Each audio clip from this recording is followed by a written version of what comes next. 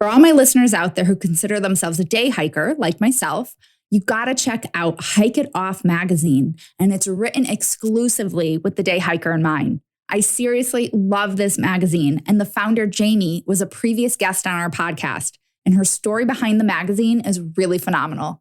It's one of the first magazines to focus solely on day hiking, and they share everything from gear reviews to expert advice, inspiring interviews, in-depth trail coverage, and all things day hiking related. Their mission is to share the good vibe and healing energy of hiking and inspire deep-rooted connection to the outdoors.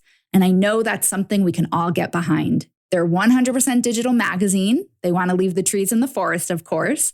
It's free, and it can be downloaded at hikeitofflife.com. All right, let's get into the episode. I wanted to have something on my resume that was constant, something that was mobile, and something that mobilized me to go help other people.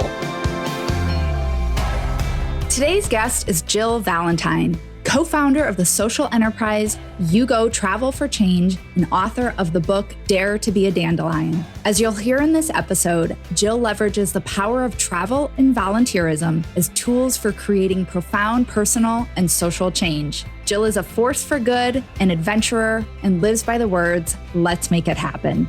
All right, let's get into it. I'm your host, Liz Landeen, and this is The Outdoor Entrepreneur.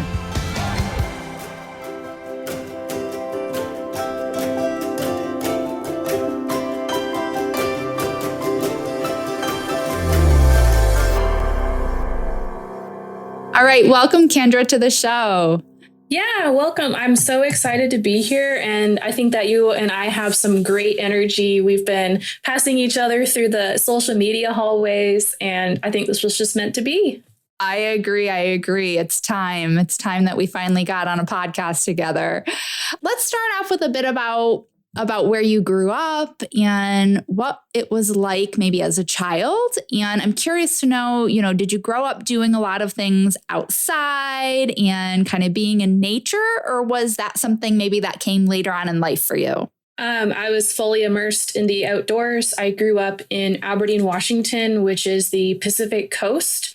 I was about 45 minutes from the ocean and minutes away from lakes, rivers, streams, man-made ponds. I grew up in the outdoors. I was in the soil my entire life, and I was born into forestry and logging, and that is something that I did every summer. I actually camped weekly in the Hood Canal, which is the same place as Bill Gates, his family recreates. And yeah, it's just been what I do. And my mom was an entrepreneur, and I've been following in her footsteps and have been traveling the world. I just lived in Germany for 3 years and just landed back in the USA.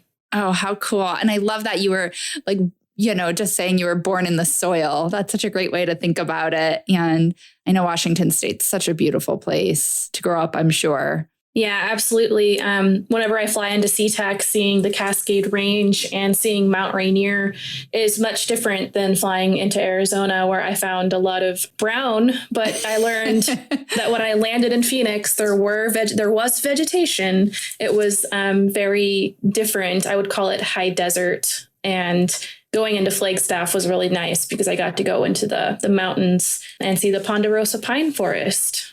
Yeah, that's great. So I'm curious, kind of moving forward from your childhood in Washington then. I know you kind of grew up in the forestry area, but I'm curious to learn a little bit about your story and specifically how you came to eventually find yourself working in the forestry sector, which I think, correct me if I'm wrong, is probably a fairly male-dominated industry. So maybe you can tell us a little bit about the events that led up to you getting into that industry. Yeah, I was able to be in 4-H and FFA. And so those were my projects from middle school to high school that really gave me the advisors and mentors in the sector.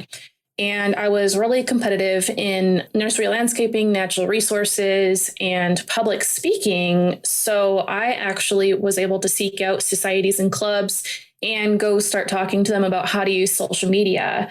And I worked in a forestry protection association in Washington State. And I was able to do communications behind the scenes with a mentor for about a year and a half in my mid-20s. So I was able to not only go to school for forestry as well in the Olympia, Washington area, but also be an employee in the sector. And so I learned all sides of the outdoor sciences, natural resources, and forestry, geology, and was able to combine that knowledge with communications behind the scenes. I got to learn the ins and outs of how our forestry sector was communicated to the public. And what that did was that gave me the ability to see what wasn't working as well. And so when I started to formulate what I could do and how I could work in the forestry sector, it was obvious that my administration skills, and I was able to be in offices and be trained as an executive assistant, that I could transfer that to being my own boss. And I got my Washington State license to operate my business in 2016. And my first contract was promoting the use of building with wood, and mass timber and cross-laminated timber are really popular here as a renewable resource for building. And so I learned more about that just by experience and being a contractor. And my contracts have formed into all different parts of the sector. And so that's kind of the evolution. And I have been speaking, podcasting, and consulting on the back end of social media since 2016. Wow. It's such a great story. And I think you had such great opportunities, from high school on that you really took advantage of. And I'm curious to know, though, why you decided to kind of branch out and start your own business. Like, what about being an entrepreneur? I know you said your mother was an entrepreneur, and so maybe that was what helped spark it. But what about being an entrepreneur, going out on your own, kind of called to you? Yeah, it's a really good question because it was something deep within me and people were cheering me on. So I was working behind the scenes in 2015 and watching the politics of Washington State outdoors go on. And there were a few shortcomings that I could see. And one of them was that when you have an association, they like to do messaging, and messaging usually is an agenda. And also the industry is very behind in communications in that they were still doing print publications and word of mouth. And there was a big gap, as you said earlier, with males and females. And so I started to formulate my mission and goals, and people were saying, Candra, you can do this. You're going to be able to do this. There was a gal in a coffee shop that I sat next to one day in Olympia by the farmer's market, and we had a coffee, and she said, I can see that you're definitely doing great at this organization. However, you can branch out and do this on your own. And then I had people support me and give me opportunities to go out to field days and see their tree farms. And I just basically immersed myself in networking.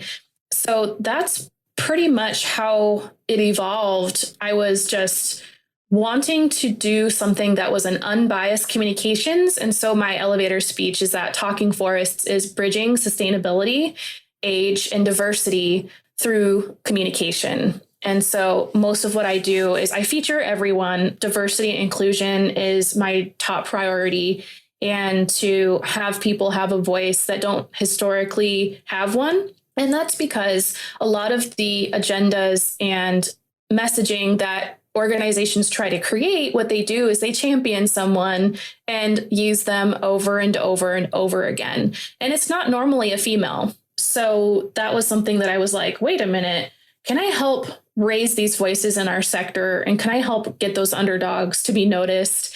And I've definitely helped students get jobs and get noticed. And it's just been delightful as being a mentor. But I love having mentees, but I also like being mentored too, because it doesn't matter what age you are. You can do that with anyone. I love that. And I'll tell you, as somebody who worked for an association for 12 years, I can definitely appreciate a lot of what you're saying. So maybe talk a little bit. I'm curious to hear your thoughts a little bit more on, it sounds like you did a lot of networking and just how valuable that was. And I think that's just such a key role, especially as an entrepreneur.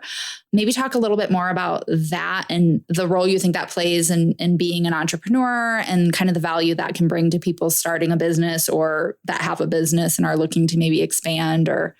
Yeah, I'll be honest with you, Liz. I'm always prospecting, and that is the nitty-gritty entrepreneurial version. However, this is an entrepreneurial podcast, so I'm willing to say that. And yeah, I was constantly talking to people. I still do. I was just on a sustainable forestry meeting just before I got on this meeting. And so being able to meet with people and get people to know you has given me opportunities. So hear me out on this. The way that I've gotten these opportunities, I will network with people, will end up in our inbox. It doesn't matter which one. So I do 4 social media platforms, and it can be that. It can lead me into an actual email, and then that is considered a lead. And when they give you the opportunity, hey, would you like to do this for our company? And then sure, it leads into contract negotiations. Then, you're there. And so when I go places, it's not always, I'm not going to shake someone's hand and be like, hi, can I work with you? It's not like that. It's more of going in and seeing people, showing your face, just letting people know that you're supportive, that you're there. And even though I lived in Washington State, I actually drove into Oregon and went to the World Forestry Center for many different reasons, the Hagenstein lectures, forestry work, going to Mount St. Helens. And so that meeting all those people in all those places, it also gave me a good indication of where our sector was at and what they needed in communications. I will never forget going to a field day and having one of the east side of Washington State foresters just be so happy that I covered their event with a blog. And the reason why that was so important is because what happens is you get these clubs, associations, society meetings where they go do a field day and the newspaper covers it every year. But what happens is you're preaching to the choir because the people in that local community, they know about this. I mean, they've been seeing it. They live in it. That is part of their community. You're already talking to people that know about it. So my thinking after learning some behind the scenes work was, how can I activate this community and show them to other parts of the public and to connect them with other parts of the public that may not know about this field day? And that's what I ended up doing. I was a writer for Grays Harbor Talk and Thurston Talk, and also my own blog. So I was able to talk about something that usually someone within the community would, hearsay, and they talk about it every year. And then I pushed it out of the community via blogging outside. And I think that's so important now because word of mouth, although it's great, isn't going to be sustainable with the current situation and the generations that are using social media. Yeah, that's true. Everything is moving online and there's just so much going on those platforms, online platforms versus just face-to-face. And print. Yeah. Whenever someone brings print to me, I always talk about digitizing it. And that is a whole process. People do not understand that a newsletter that gets sent, as a paper has to be done differently on a computer. And the programs like MailChimp and Constant Contact are definitely what we utilize in volunteer organizations and in entrepreneurial ways to talk to the masses. And a lot of the complaints I was hearing back before I started my business was we don't have enough employees. And we can't retrain truck drivers. We're not getting people out and working in the woods. And a lot of what happened to me was I had so much administration experience that I wasn't welcome in the field. I never got a field position other than my internship at Rainier Inc. because I was not able to be trained on site. However, I was a good landscaper and I wasn't afraid to weed whack and to cruise timber. I wasn't afraid to mow the lawn with a push mower. That was all stuff that I just been doing because I was raised low income. And apparently even that knowledge wasn't transferred. I wasn't able to get a field position because of the adversity in that women weren't really hired into those positions. So I kind of created a hybrid with Talking Forests in my knowledge. So what I get to do with my business, since I created it, is I get to go out in the field and talk to those people who are what we consider boots on the ground. And when you say you get to go out in the field, is that through your podcast? Sometimes, but I also call it the modern documentation. So I go to a lot of in-person outdoor meetings and conferences. Sometimes I offer to document them, and sometimes I get paid to document them. And that means that I would go interview people, not necessarily for my podcast, but for blogging or for social media channels, and then do that for the organization. Got it. Oh, such cool ways to really bring together your strengths and your skills with your interests and passions for the outdoors. And that's what I love. You found a way to incorporate, your love for nature and the outdoors with a career that brings, you joy both through forestry and the digital marketing side, plus the life by design component in that you've literally created a job that you can work from anywhere, which I know has been really important for you. Yes. We'll be right back after this quick break. If you're like most people, you have tons of thoughts, ideas, and shiny things swirling around that beautiful, powerful entrepreneurial brain of yours. If you're looking for someone to share all that with, I got you. Grab a free 30-minute clarity call and let's have a quick brainstorming session. At the end of the call, you'll leave with recommendations on next steps you can take to move forward with clarity, confidence, and ease, as well as access to helpful tips, tools, and resources. Go to lizlandeen.com, scroll down the page, and click the button to schedule your free clarity consult today. And don't worry, it's pitch-free and no pressure. Look forward to chatting with you soon. All right, now let's get back into the episode.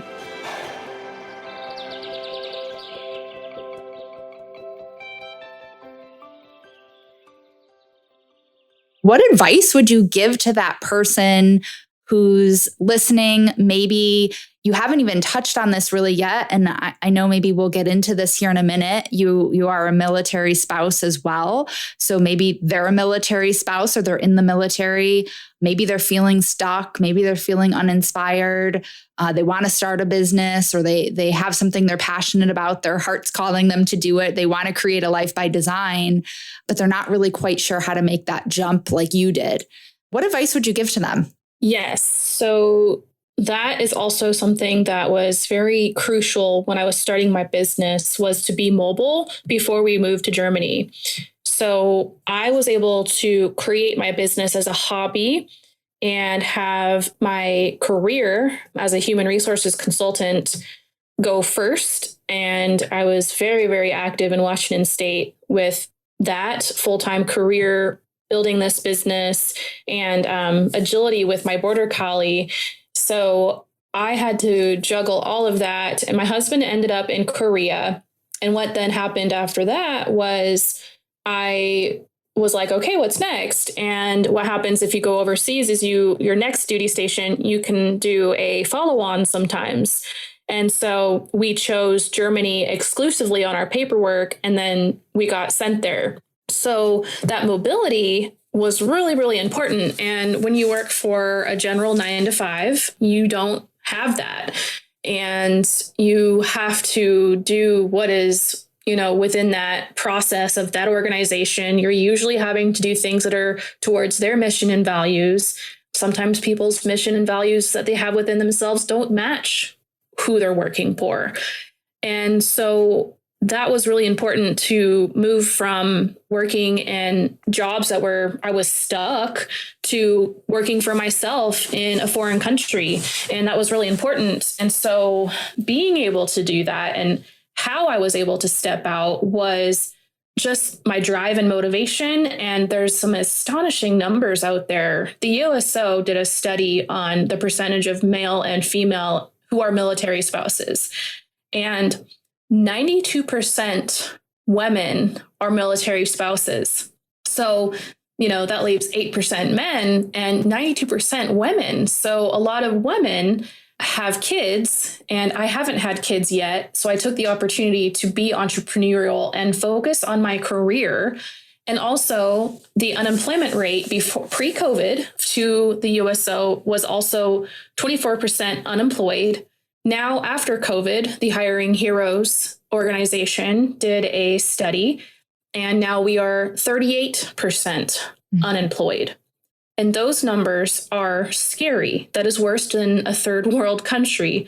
So I wanted to have something on my resume that was constant, something that was mobile, and something that mobilized me to go help other people. And that's exactly what I did when I was in Germany. I have been a representative of the Association of Military Spouse Entrepreneurs, and I have hand delivered 150 Stars and Stripes guides that were created by them.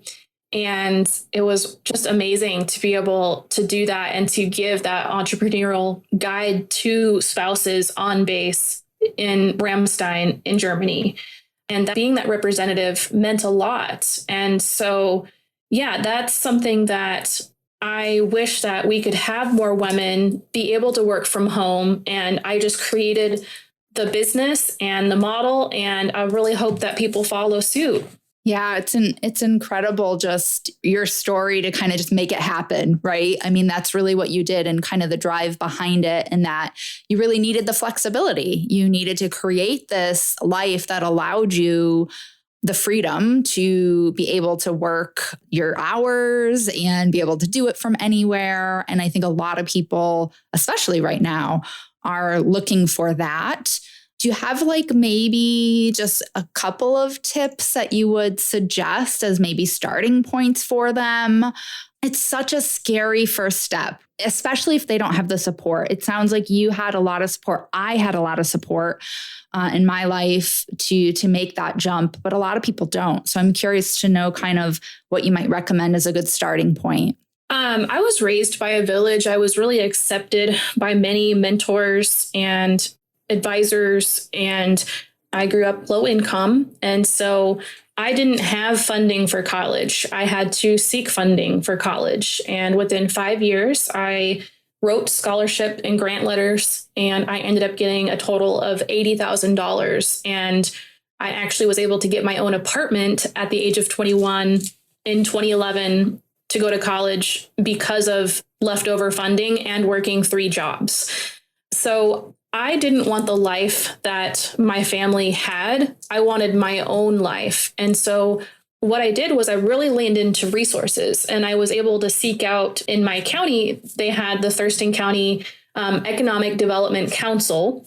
They are able to help assist you with government contracting if you're into that. They're able to help you with being a woman minority owned business and getting that certification.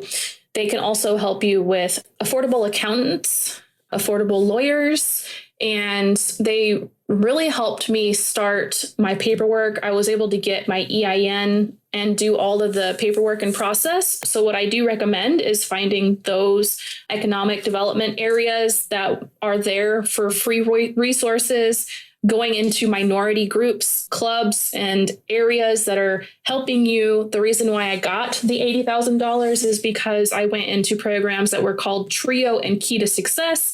And those programs gave me a free advisor that was completely different than the college. So an unbiased person who was able to get me through being low income and first generation. And so I've really been a phoenix who rose from the ashes, because I am now not living anything like the life that I was raised in.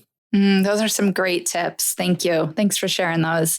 I think people will find those really helpful, and just tapping into your resources, and maybe getting a little creative and just getting out there and finding what's available to you, and really taking advantage of those resources that might be out there for you. All right. So I'd be curious to know, what things are you enjoying the most right now about your life and your business that you've created and designed for yourself so far? What are the parts that you're loving right now? I just got back from a trip to Arizona, and that was really awesome to get invited out to a conference and give a speech. And then within that, I was able to have everything on the business account and go in and see people that I've been meaning to meet in person.